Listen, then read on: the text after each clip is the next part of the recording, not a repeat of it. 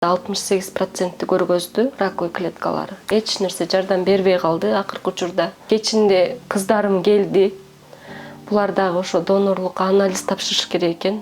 Диагноз коюшту, ак кан оорусу деп. Кудайым буйруп ушу үчөөнүн бирөөсү донорлукка жарап калса, операция арзаныраак болот экен. Анан көбүнчө ушу депрессиядан болот экен, стресстен, чочугандан болот экен. Андан Москвадан келгенинде эле балам уже бутум ооруйт деп калыптыр.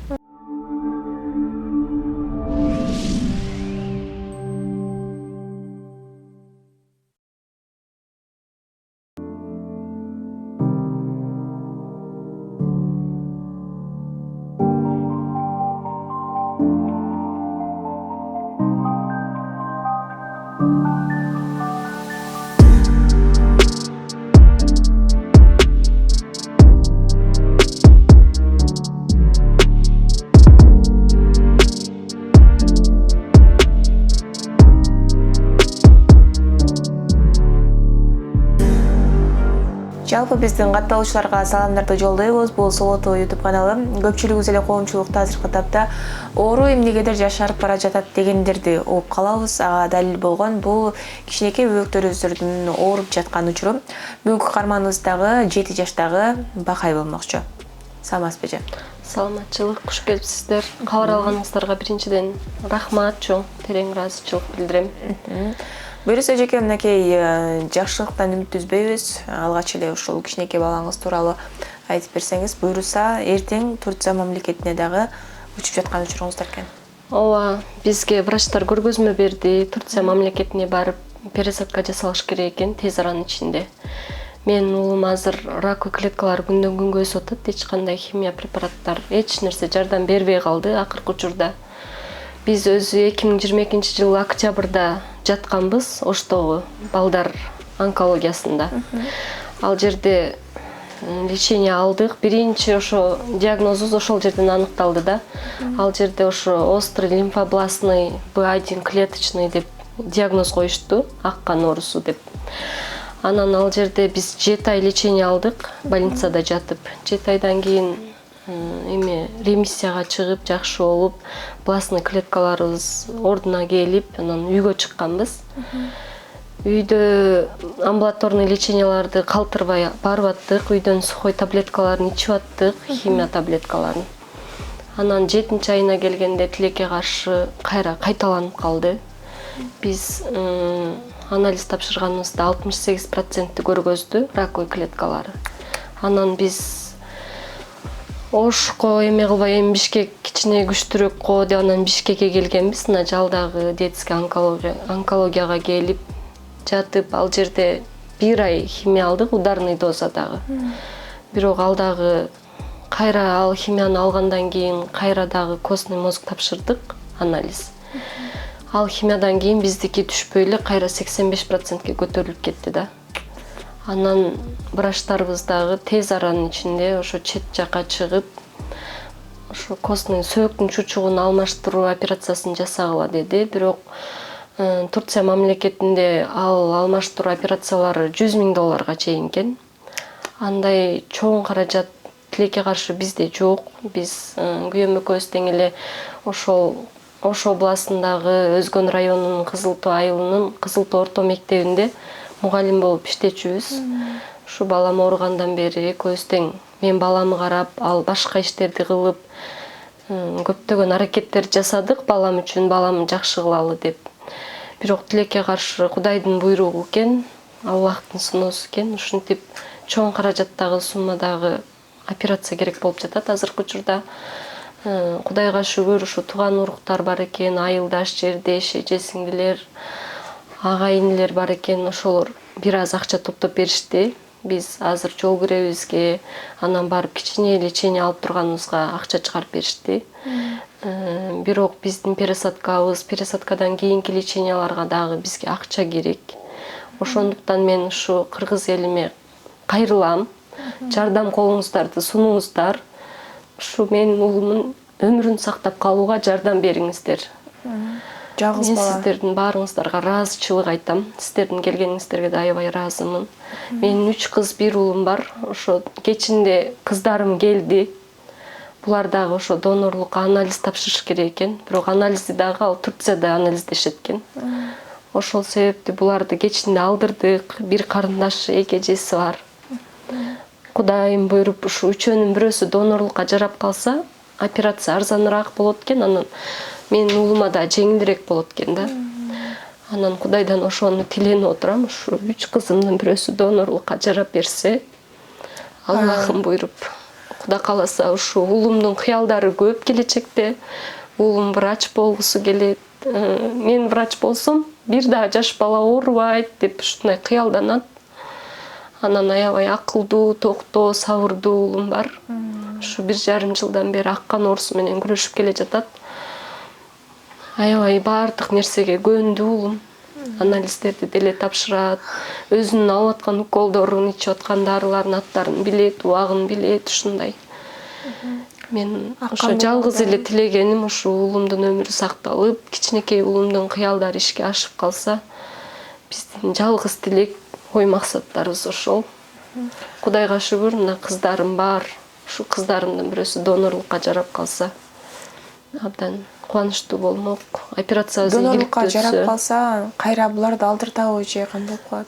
Ооба, алар ал жактан анализдеп, анан донорду көрсөтүп беришет экен да. Кимискен. Тура келгенин. Анан кийин муну пересадка сразу эле кыла койбойт экен.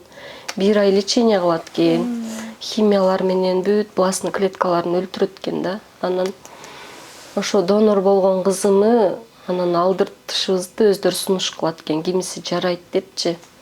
Анан ошо маалда бул пересадка болор маалда ошо кыздарымды алдыртышыма туура келет экен.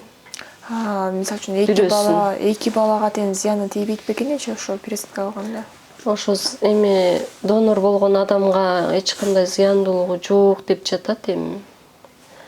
Ошондой эле болуп калсын деп тиленип отурабыз. Бир тууганга бир тууган керек да. Бир туугандардын эмеси жакшы да кабыл алат экен да, организмичи.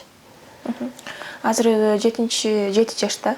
Мектепке да барган жок да? Азыр ошо мектепке да барган жок. Анан баягындай инклюзивный эмеге коштуруп, анан үйгө келип бир Замира деген эжеке окутуп аткан.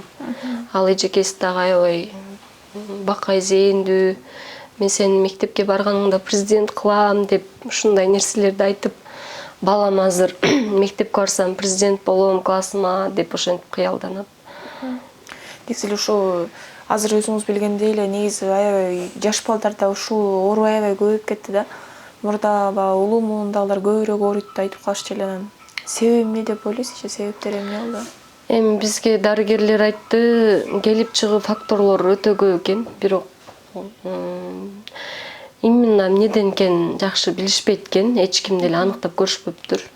Көбүнчө ошо депрессиядан болот экен, стресстен, чочугандан болот экен, анан ошо химикат тамактар, радиация, ошолордун баардыгы келип ушул нерсеге алып келет экен да. Биз Ошто жаттык, Бишкекте жаттык, бирок ушу акыркы күндөрү аябай эле көп экен. Бизде даже палата жетишпей коридордо жаткан ошондой онкологиялык оорулар менен ооруган балдарыбыз бар экен. Мен дагы буга чейин билген эмесмин. Ушул уулум ооруп көп нерсени көрдүм. Канча бала ушул оору менен күрөшүп, канча энелер ушу балдар үчүн сыздап жатканын жүрөгүм менен, көзүм менен көрүп сездим. Сиз эми кайсынысына депрессия деп атпайсызбы, чочуп калган деп, балага эмне болгон деп ойлойсуз? Мен эми биз 1 жыл эмеде иштеп келгенбиз, Россияда. Москва шаарында иштеп, анан тайнеси карап атты, кийин чоң энеси карап атты. Анан мен ошол эмеден Москвадан келгенимде эле балам уже бутум ооруйт деп калыптыр. Анан келгенде муну ошо больницага көргөзүп, анализдерди тапшыртканда ушул диагноз коюлду да бизге. Анан мен ойлодум, эми мени сагынып, куса болуп, ушинтип ооруп калган окшойт депчи, себеби бала стресс болгондо дагы ооруйт экен.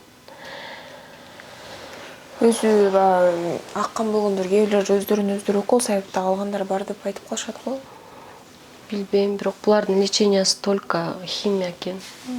Химия терапия. Химиянын дагы кээде көтөрө албай калат, чачы түшөт, каштар түшүп баштайт дейт. Андай нерсе боло элекпи? Жок, андай бизге ударный дозада химия алсак дагы андай тромботиттери түштү, тромботиттерди издеп жүрүп, бул атасы тапшырып, чуркап жүрүп тромботиттерди куйдуруп аттык.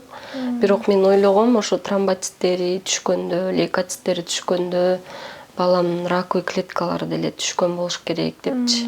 Анан биз химиядан кийин анализ тапшырганыбызда эме кайрадан тескерисинче көбөйүп кетиптир да раковый клеткалар. 85% азыркы учурда күндө ушинтип 1-2 малдан температура берет. Кудай кааласа, ошо эртеңкиге билет алганбыз. 19 январь күнү таңгамал саат 6-да учуп кетебиз, Кудайым буйруса. Анан уулум ошо эсен-аман ошол жака жетип, эсен-аман клиникага барып жайгашып алсак, уулум үчүн да жакшы болот эле. Өзү да мындай билеби айтабы оорусу жөнүндө? Оорусу жөнүндө көп деле айта бербейт, бирок мен мындаймын, лейкозмун деп деле айтпайт, бирок ооруп атканын сезет. Апа, бутум ооруп атат, мындай дейт, анан мен химия алам деп ошолорду билет. Даже лейковарин, метатрексат деген эмелерди алып жүрдү да, аспарагиназа. Ошолордун аттарынан бери билет, мен бүгүн аспарагиназа алам, мен бүгүн метатрексат алам деп. Көйчүсү азыр алуу жок окшойт эч айтканына. Ооба, азыр эми баягы раковый клеткалар өсүп кеткен үчүн температура берет тез-тезден. Анан температура болгон маалда ушинтип жатып калат, анан температурасы түшкөндөн кийин ошо азыраак көңүл ачылып, кичине эме кылат, нары бери басып, бутум деп атат азыркы учурда. Ошо бир бутун аксатып басып калды. Кечинде бир туугандары келип, кичине маанайы ачылып, жакшына болуп аткан. Анан кайра эле эртеден баштап температура берип, анан эртең менен түшүрүп, ибуфен, анан ошондой обезболивающий нерселерди берип атабыз азырынча. Анан азыр дагы ушу температура чыгып калыптыр.